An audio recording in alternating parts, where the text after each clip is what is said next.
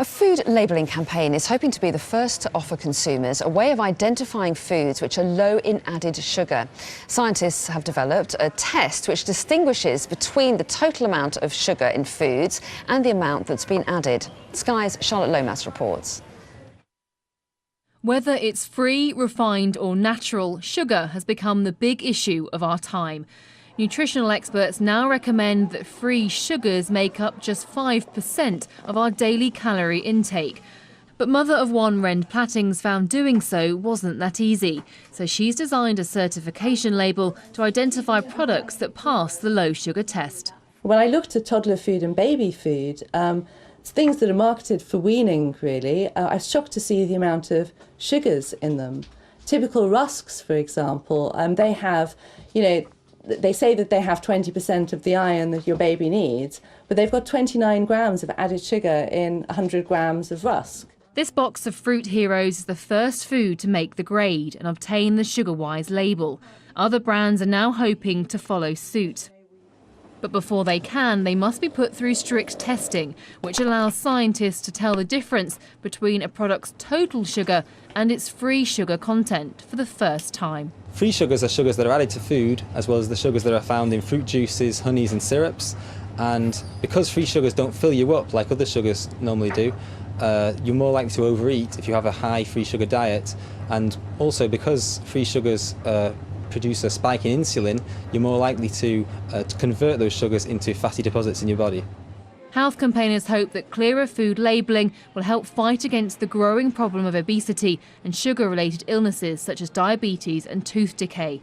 But some experts have reservations about how well the SugarWise scheme will work. This target for us to consume 5% or less of our energy intake from sugars is about our overall daily intake. It's not that every food needs to contain less than 5% sugar, and most of us are perfectly able to have some treats within our diet that are higher than 5% added sugars or free sugars. While a treat once in a while might be fine,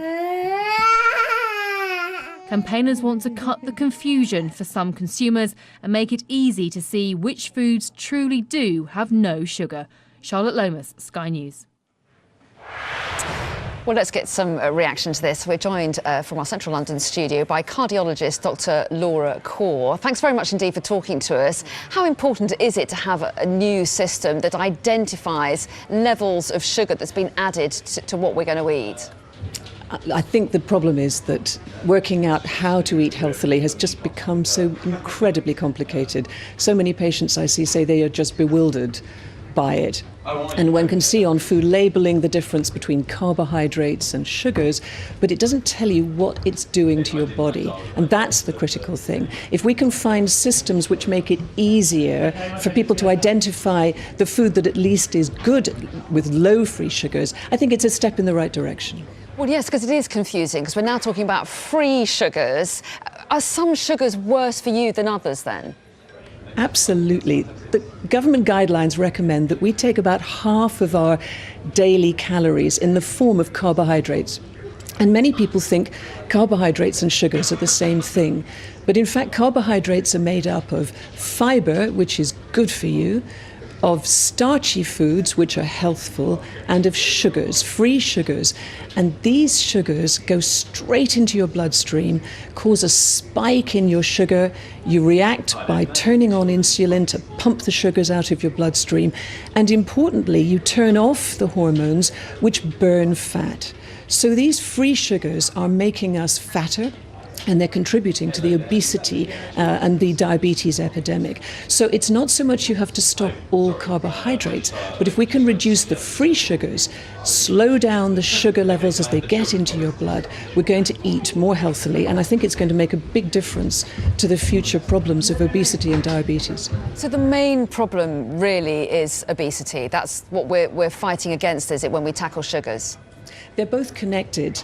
A huge amount of the epidemic of diabetes that we're seeing is actually related to the fact that we are becoming more and more obese.